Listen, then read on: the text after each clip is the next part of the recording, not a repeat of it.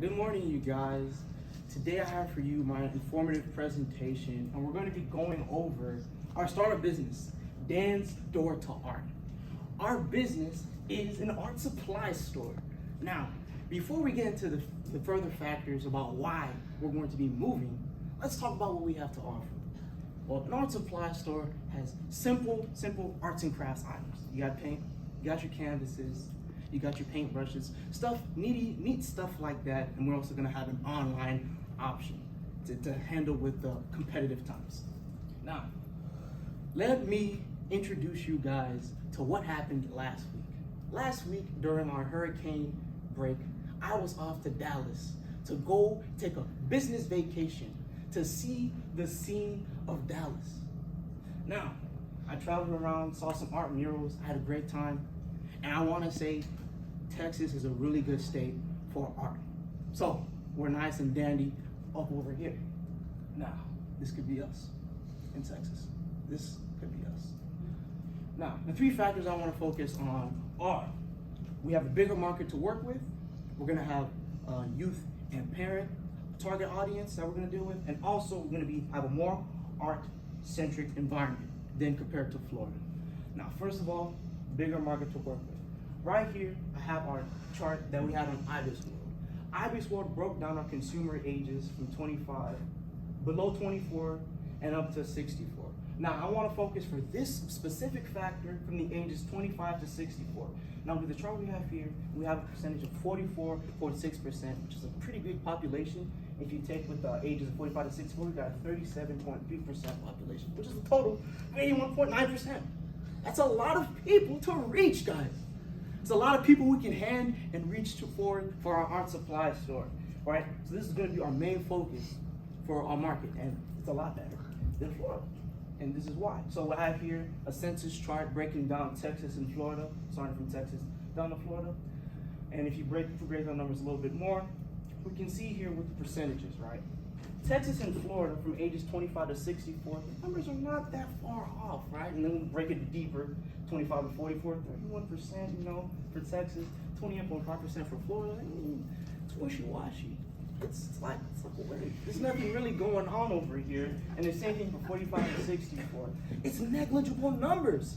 So you're like, Daniel, why could Texas be a better option than Florida? Well, this is why. If we go back and look at the population, we can see there's a big gap in between them. That's a 2 million population difference. That's more people who we can have open their pockets. And we can see further on, if we break it down from the ages 25 to 44 and 45 to 64, the difference in numbers. It's a really big difference. It's not negligible at all that the percentages would have you believe. It's a really big difference. And now to our next factor. Texas has a stronger youth parent target market. Now, I know what you're saying, Dan. You just told us our better market is these two right here. It's 25 to 64. Why do we care about the jits? Well, I'm glad you asked. We care about the jits because we also want their pockets, right? You see, 4.3%, that is the amount of people that are active participants, right, and future prospects. And you may say, okay, Daniel, that's a small amount of people. Why should we care? We care because no one else in Texas and Florida cares. So we're gonna care, right? So if we look at our percentages and also straight to the population, we see there's a big gap that the percentages do not show. And we wanna go for these numbers because the thing is, I know they're kids, like teenagers, 24 and younger, so that's college students, teenagers, art students. The thing is, if we can market to them, we can also pull more adults from the 25 to 44 range, which means we're getting the kids' pockets and the parents' wallets. Oh my goodness, the prospects are endless, and no one cares about them, but we do. That's why it's Dan's Door to Art. We're opening doors, guys. You see the numbers, the prospects, it's all going up. All right, and now for more art-centric. We saw at the beginning, right? I showed you the art murals. This could be us in Texas. And now I'm gonna go specifically into 4 types of art participation and compare Texas and Florida. We're gonna be looking at attending event numbers, reading literature, personally perform and create artworks, and then use of TV and other consummation of art programming. So what we have here is we have two charts, right? This is the number of percent of U.S. adults who attended a visual arts event, 46.1% when compared to their counterpart, Florida, which is 40.8%. Negligible? But we got a higher number up in Texas, so we're looking good. And now if we look at reading literature, same thing, right? Percent of U.S. adults reading literature. Texas, 39.1%. Florida, 3.2%. It's a negligible difference, but Texas is looking good. And now for the next one, if you would click. All right, personally perform and create artworks.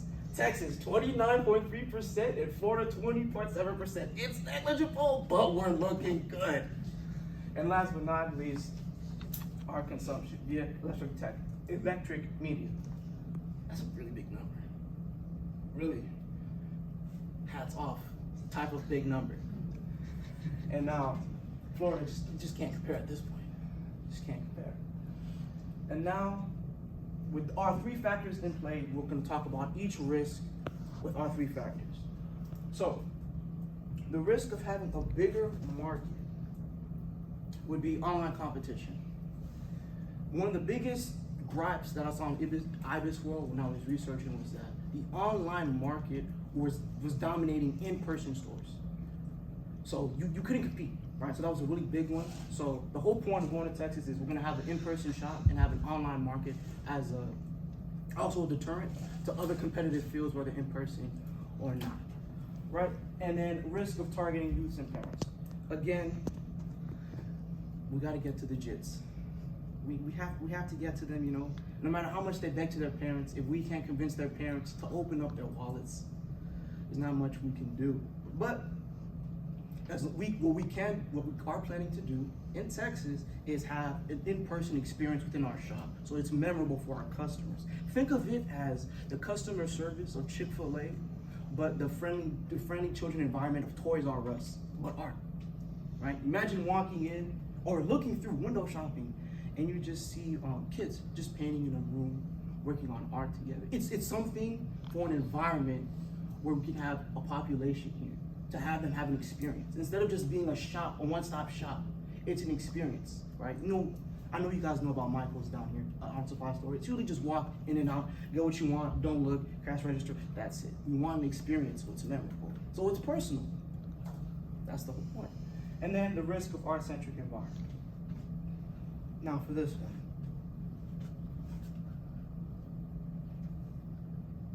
Okay. Art-central environment.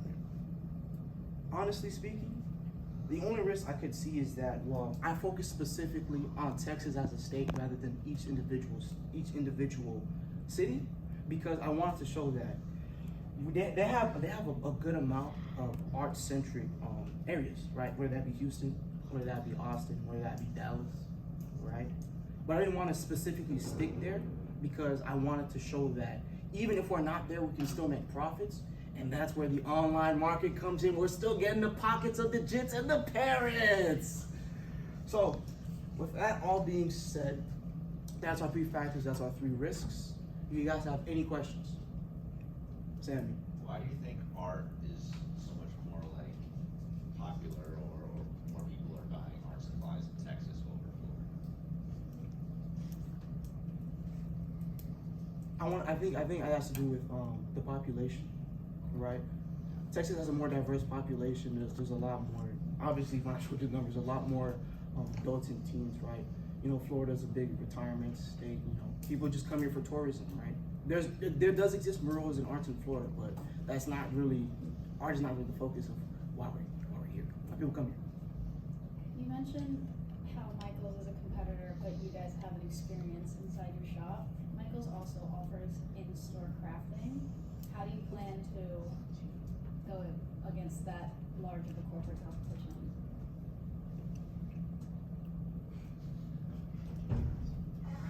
That's a big thing you brought up. I would like to say we kind of go against them in the future, but our whole point is we want to get solid footing first. These are the numbers to show like we're going to move over here. We want to get a solid footing, and then of course the end of the day is to fight the big wigs. You know, show that we're on equal footing, even if we didn't start that way. Very good, thank you.